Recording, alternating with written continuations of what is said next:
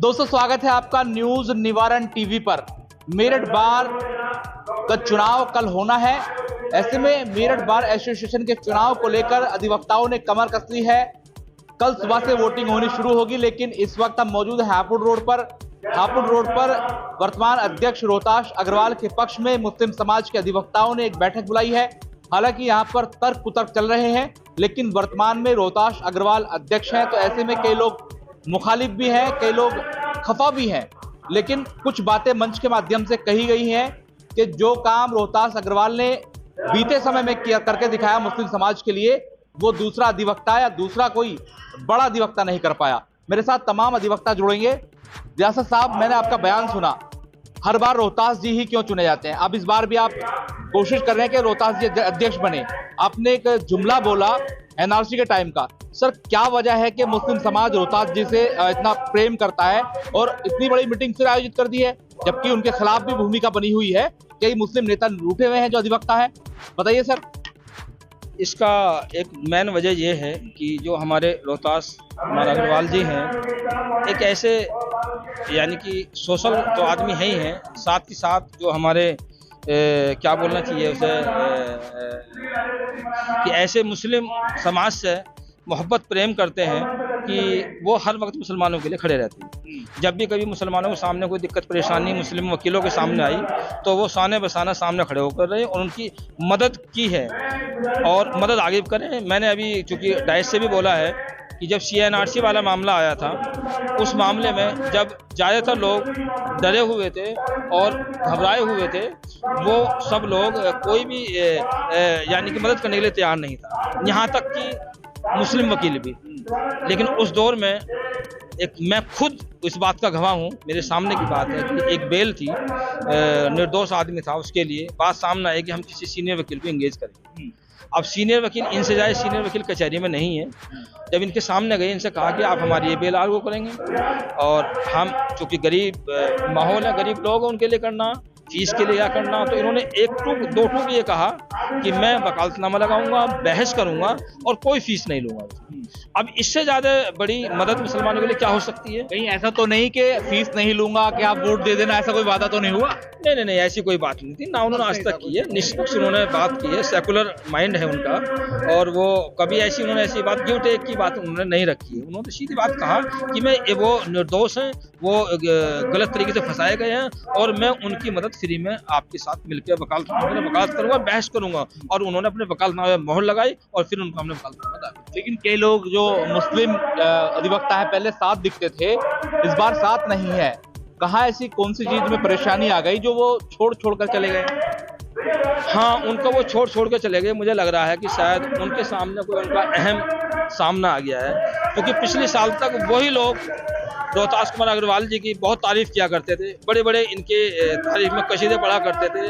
आज वो क्या मामला आया जो वो इनसे चले गए, इस बात को उन्होंने बताया नहीं है और मशवरे से उन्होंने कोई बात, जहाँ तक मैं समझता हूँ, नहीं रखी कि भाई उनमें कोई कमियां हैं इसलिए हम दूर जा रहे हैं। अगर कमियां सामने वो कुछ बताए तो सही, क्या कमियां रही है। तो मेरा मानना ये है कि कहीं ना कहीं उनका कोई मान सम्मान को कोई ठेस पहुंची और उस मान सम्मान ठेस की वजह से उन्होंने सारा एहसान वो सब इनको भुला दिया। अच्छा, आप अपना परिचय दीजिए और बताइए कि इस बार तो थे ही अध्यक्ष, अब दोबारा फिर लड़ रहे हैं। पहले कहा था कि मैं मजबूरी में लड़ रहा हूँ, अधिवक्ताओं ने मुझे खड़ा किया है, दोबारा भी यही जुमला है। तो आप लोग इतना पसंद कर रहे हैं, ऐसी क्या वजह है? देखिए, सबसे पहली बात तो ये है कि अधिवक्ताओं ने ही फिर दोबारा इनसे कहा है कि आप चुनाव लड़िए, क्योंकि ये ऐसी शख्सियत है कि हर आदमी के आंख बंद करके तो काम आते हैं, कोई लालच इनके जहन में नहीं रहता और कोई भी आदमी इनके पास काम के लिए आता तो ये उसे बगैर किसी लोभ लालच के उस काम को करते हैं। दूसरी बात रही मुस्लिम अधिवक्ताओं की बात, देखिए मुसलमानों के मसले में ये ऐसी शख्सियत है कि मस्जिद का मामला आया कचहरी की, 3 शेड पड़ना था, बहुत से लोग अध्यक्ष रहे, किसी ने नहीं डलवाया, लेकिन इन्होंने DM से कह के और 3 शेड डलवाया। इतिहास गवाह है कि जब कोई मामला मुस्लिमों का आया है तो इन्होंने सेकुलरिज्म का सबूत दिया है और ये भी इतिहास गवाह है कि गरीबों की मदद करने में ये कभी हटते नहीं है। समझे आप? नहीं। और जिन लोगों की बात आप कर रहे हैं कि जो कल तक साथ थे आज नहीं है, इन्होंने ही उन्हें सहारा दे के आगे बढ़ाया था, जो आज ये कह रहे हैं कि हम भी कुछ हैं। लेकिन इंशाअल्लाह ताला कल वोट पड़ेगी और तमाम धर्म और जाति के लोग रोहतास जी को जिताएंगे और बड़ी भारी वोटों से ये जीत के इंशाअल्लाह आएंगे।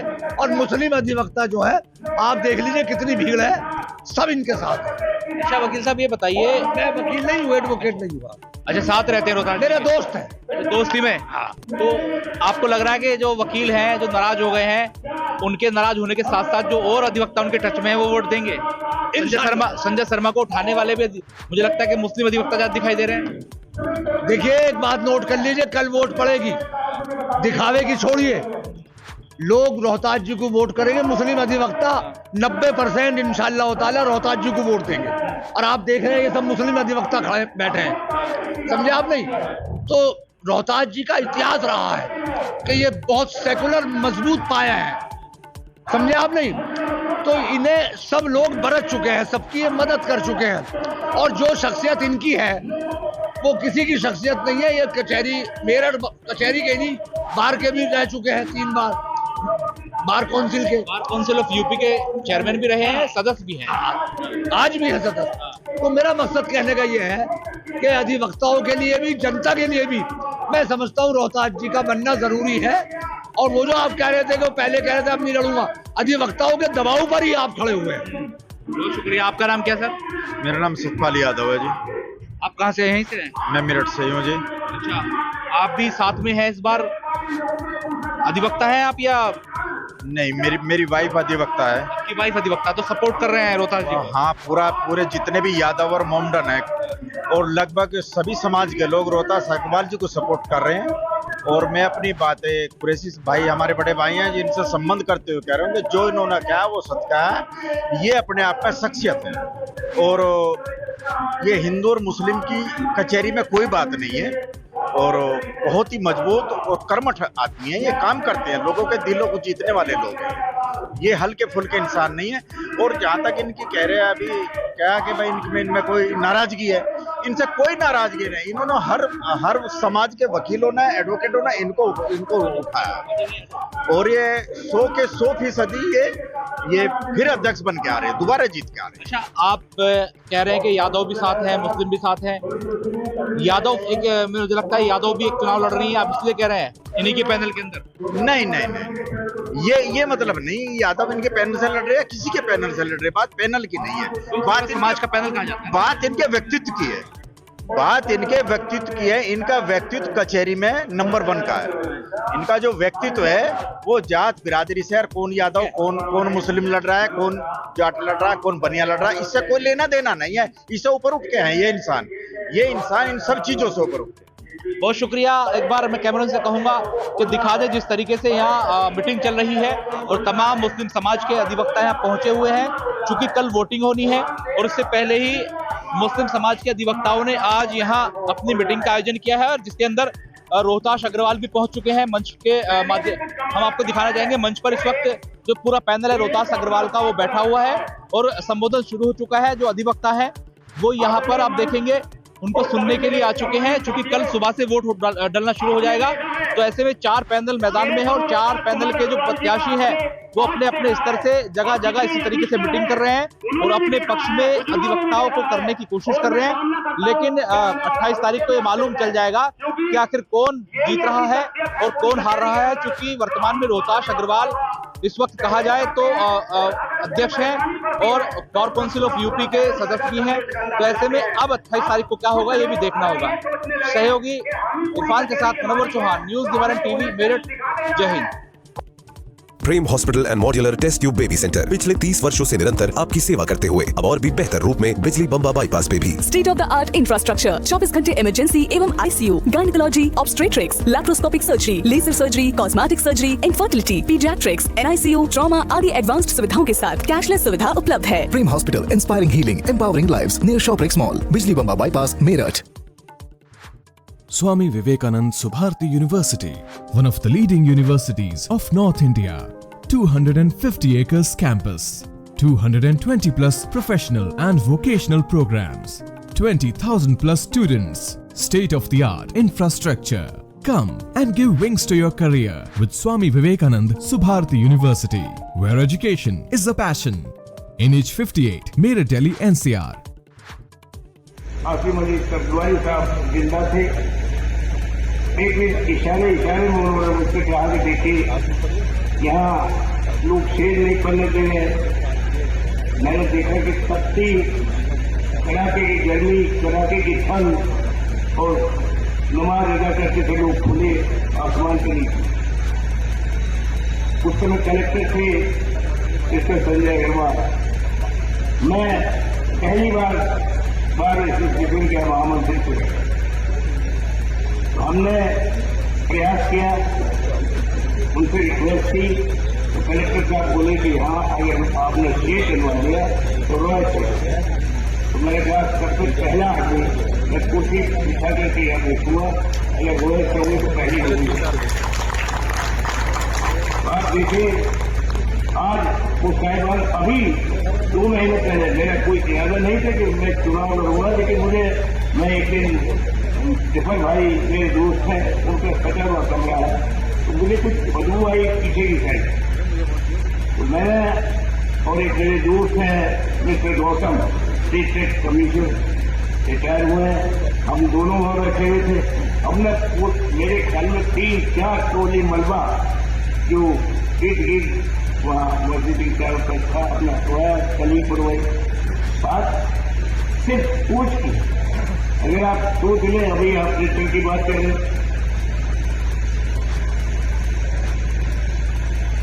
अभी आप दिनकर की बात कर रहे हैं। दिनकर आप जान लीजिए हम माना जाए शहर क्यों रहा, 1 रुपया 1 ईंट। हरियाणा में जगह है अग्रोहा,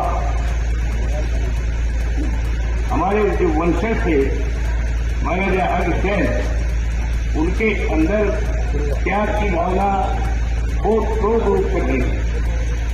अगर कोई व्यक्ति उस शहर में आज भी आता है तो वहाँ एक परंपरा है कि 1 रुपया 1 ईंट, यानी सहयोग 1 रुपया 1 ईंट से वहाँ अगर कोई नया आदमी बाशिंदा आता है शहर में पहुंचने के लिए तो 1 रुपया 1 ईंट से अब जमाना बदल गया है। अब आदमी अपनी इच्छा के अनुसार उससे बढ़ा करके दे रहा है, लेकिन आज भी वहाँ परंपरा का है, सहयोग की भावना का है। मेरा आप जहाँ तक मेरी कार्यशैली का मुझे सब जानते हैं।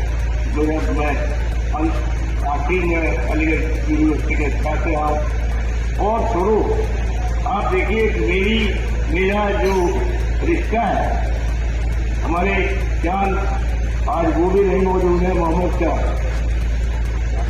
वो मुझे बहन माना और मानता ही नहीं था, उसने रिश्ते को निभाया। एक लड़के की शादी यहाँ हुई तो यहाँ बात दिया, दूसरे लड़के की शादी इलाहाबाद हुई तो इलाहाबाद वो खुद मियाँ देवी बात। तो ये रिश्ता आज भाई वजराज मेरे ख्याल में मैं इनका कर्जा जो लिया है वो मैं तो क्या औलाद नहीं, मैं ऋणी हूँ। और इस जगह से पहले भी फतेह हासिल की थी, अब फतेह फिर आप लोगों के हाथ में है। आप एक संगठित टीम के रूप में हमको चैलेंज करिए, आप जो आप कर सकते हैं तन से बल से धन, और मेरा तो पूरा घर 24 घंटे दरवाजा खुला है आप लोगों के लिए। कोई आप देखते हैं मैं न वहाँ कुत्ता है न घंटे है न बिल्ली है, सीधे आप मेरे घर तो मैं आप लोगों को यकीन दिलाता हूँ कि आपने मेरा बात भी देखा है, वर्तमान देख रहे हो, भविष्य में भी मैं अपने आप को पूरी शक्ति के साथ अपने अधिवक्ता भाइयों के हित के लिए मुझे तो समर्पण की भावना से आप लोगों के बीच में मुझे तो चैलेंज किया गया था कि देखते हम कैसे एक कोई केस था तो देखते हम कौन वगैरह हम क्योंकि हमारी प्रोफेशन की है। इस प्रोफेशन में ये नहीं देखा जाता कि ये हिंदू है, ये मुसलमान है, वो करीब किस जाति का है, मैं किस जाति का हूँ। हम अधिवक्ता हैं और अधिवक्ता का काम है न्याय दिलाना और न्याय के लिए अपने जो मेहनत करके उसको इंसान करेंगे। आप देख लीजिए, अभी ये मेरे भाई बैठे हैं, हम एक ही बस्ते की वो शाखाएं हैं, जैसे नदी बच्चे हैं, इनकी भाई बच्चे हैं। ये हम लोग जितने भी एक जाते हैं, हम उम्र है ये तो मेरे से छोटे हैं, लेकिन हम अहलवालिया साहब के बस्ते से निकले हुए। मैं आपको यकीनन एक बात कह सकता हूँ कि ये जो लिटरेचर की बात आई है, अब की बार अगर हम इसको बेटे को उठाएंगे तो बूंद बूंद करके हम घड़ा भरने का प्रयास करेंगे। और अब तो जैसा माहौल, जैसा जमाना है कि कोई सार्वजनिक काम है किसी भी कम्युनिटी का, उसके लिए सरकार से भी हम पुरजोर कोशिश कर सकते हैं, पूरी कोशिश करेंगे। और अधिवक्ताओं के कल्याण के लिए सब सेक्टर के काम करेंगे, जो भी अच्छी योजना होगी या जो भी कर पाएंगे वो करेंगे। बस आपसे गुजारिश है, और आप इतना किसी शगुफे में मत आइए। बहुत से लोग कह रहे कि देखो नेक्स्ट बिरादरी फलाने को नहीं दे रही है, मुसलमान फलाने को दे रहे हैं, उसको नहीं दे रहे हैं। इस पर आप ईमानदाराना तरीके से वोट करिए, और आपको यकीन दिला रहा हूँ कि जीत आपके पास। इन शब्दों के साथ मैं तो पुनः अपने हाजी भाई का, हाजी उमरफराज साहब का कर्जदार, पुराना कर्जदार हूँ, मैं बहुत बड़ा फकीर हूँ, और इन्होंने मुझे हमेशा गले से शिक्षित किया है। मैं तो क्या, मेरी औलाद भी उनका एहसान नहीं कर सकती। दूसरी बात, किसी सर्वजनिक आपके बीच में दूसरा ये चुनाव पहले फतह हासिल की थी, और इनके आशीर्वाद से, इनके सहयोग से, आप सब लोगों की इस एकजुटता से मैं आश्वस्त हूँ कि हम लोग संगठित होकर के अगर वोट करेंगे बिना किसी भेदभाव से, तो आपके हितों की रक्षा करेंगे। नहीं, मेरे युवा साथी हैं सुमित कुमार जी, आप सबसे बाद में मुझे वोट करिए, पहले महामंत्री क्योंकि एग्जीक्यूटिव हेड होता है उसको करिए, सारे पैनल को करिए। इन्हीं शब्दों के साथ खुदा हाफिज।